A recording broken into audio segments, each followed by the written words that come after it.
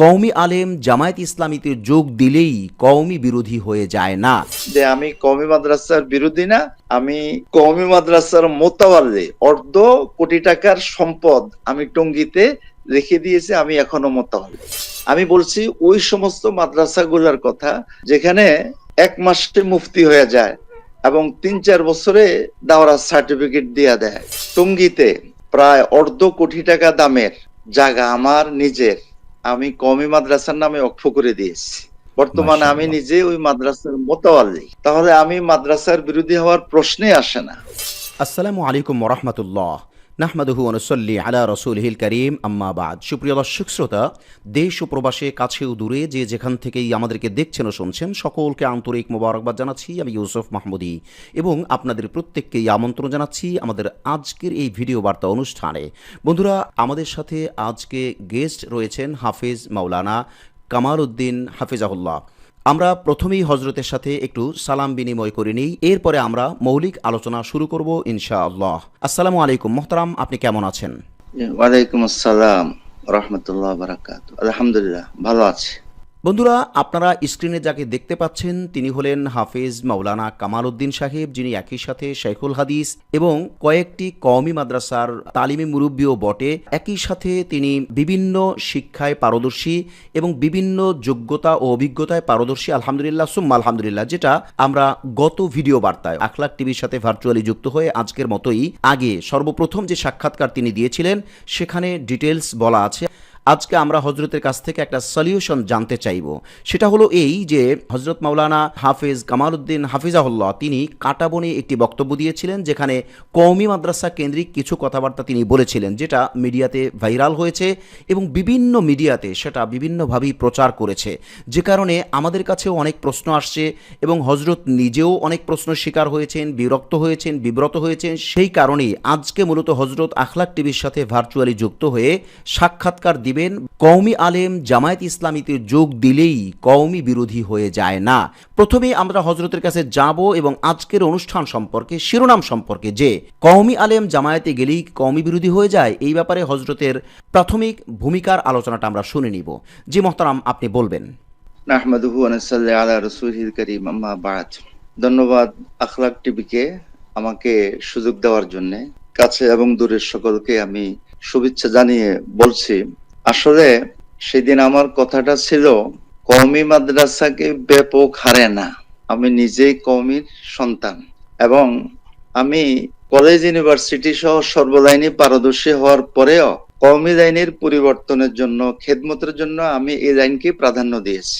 আমি যখন পড়ালেখা শেষ করেছি তখন আমার ভাবি এবং ভাইয়া বর্তমানে জয়েন্ট সেক্রেটারি, এখনো চলমান। তিনি আমাকে বলেছেন, ভাইয়ার ওস্তাদ হচ্ছে যে এজেড শামসুল আলম, তিনি আরাফা ব্যাংকের চেয়ারম্যান ছিলেন। তো ওই সময় আমাকে বলছেন আরাফা ব্যাংকে ঢোকার জন্য, কিন্তু আমি বললাম যে না, আমি ওখানে ঢুকবো না, আমি মাদ্রাসা লাইনে থাকবো এবং কওমি লাইনে থাকবো। আলহামদুলিল্লাহ, ওই থেকে আমি আজ পর্যন্ত অনেক ছাত্র ছাত্রী, সর্বদিকেই অনেক অসহায় ছেলেকে নিজ অর্থায়নে পড়ালেখা শিখাইয়া আলহামদুলিল্লাহ তারা এখন এস্টাবলিশ। তাছাড়া আমি টঙ্গীতে প্রায় অর্ধ কোটি টাকা দামের জায়গা আমার নিজের, আমি কওমি মাদ্রাসার নামে ওয়াকফ করে দিয়েছি। বর্তমানে আমি মাশাআল্লাহ। নিজে ওই মাদ্রাসার মোতাওয়াল্লি। তাহলে আমি মাদ্রাসার বিরোধী হওয়ার প্রশ্নই আসে না। আমার কথা ছিল সেদিন আসলে, বা আজকেও একই কথা, যেমন জামিয়া রহমানিয়া শেখুল হাদিস মনসুরুল হক সাহেব, দোনোটা ফরিদাবাদ, ডালকানগর, মালিবাগ, নতুন মালিবাগ, মোহাম্মদপুরে যেটা, চৌধুরীপাড়া, বারিদারা, এই জাতীয় আর অনেক মাদ্রাসা আছে, মাদানীনগর, এই সকল মাদ্রাসা দারুল উলুম দেওবন্দের প্রায় পরিপূর্ণ সিস্টেম অনুযায়ী চলে। এখানে কোনো ধরনের উলট পালট হওয়া আশা করা যায় না। আমি বলছি ওই সমস্ত মাদ্রাসাগুলোর কথা যেখানে এক মাসে মুফতি হয়ে যায় এবং ৩-৪ বছরে দাওরাত সার্টিফিকেট দিয়ে দেয়। এইভাবে অনেক জায়গাতে হচ্ছে, যেগুলা আমাদের মাদ্রাসা শিক্ষার জন্য খুবই দুঃখজনক। এবং যারা দায়িত্বে আছেন ওনাদেরকে আমরা আবারও বলবো যে এই বিষয়গুলোর জন্য গুরুত্ব দেওয়ার জন্য। আমি অনেক আগে নূর হোসেন কাসিমি শাহ হুজুরকে একদিন বলেছিলাম যে হুজুর, এরকম সনদ বিক্রি হয়। তো হুজুর বললেন যে ব্যাপাকে হয় কিনা বাজি। মোহতারাম, আপনাকে একটু থামাই, আপনার সাথে একটু যোগ করি। আপনি কি আল্লামা মুফতি নূর হোসেন কাসেমি যিনি বারিধারার তার কথা বলছেন? জি জি, অবশ্যই হুজুর তাহলে মৃত্যু ওনার সাথে পর্যন্ত আপনার আমি কানেক্টিভিটিটা কি একটু তুলে ধরলে আমাদের পরবর্তী আলোচনা বুঝতে সহজ হবে।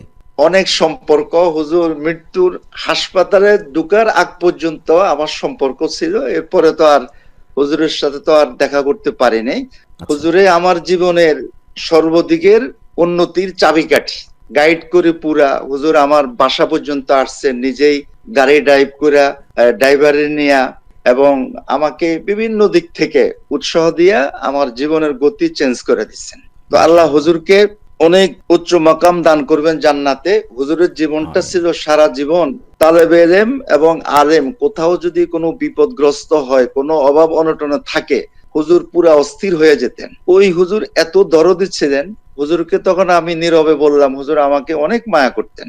হুজুর তো মোবাইল ব্যবহার করতেন না। তো জি। হুজুরের ড্রাইভারকে ফোন দিলে হুজুর জিজ্ঞেস করতেন যে কে ফোন করছে, তো সবার ফোন ধরতেন না হুজুর। তো আমি ফোন করলে হুজুরকে বলতাম যে ড্যামরাত থেকে কামাল বলছি, এ কথা বলেন।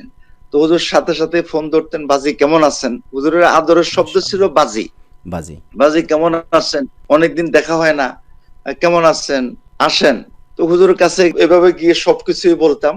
তো হুজুর গাইড দিতেন, পরামর্শ দিতেন, এবং হুজুরের দয়া দোয়ার কারণেই আমি এই দুনিয়াতে এখনো টিকে আছি, আমি এটা মনে করি। আর যাক, হুজুরকে একদিন আমি বলেছিলাম এই কথা। হুজুর তখন আমাকে বলেন, বাজি বেফাক থেকে এগুলো হয় কিনা। আমি বললাম, জি না হুজুর, এটা মানে বেফাকের বাহিরে কিছু উল্টাপাল্টা মাদ্রাসা আছে, আমি কিছু ধারণাও দিচ্ছি। হুজুর তখন অনেক বড় নিঃশ্বাস ফেললেন।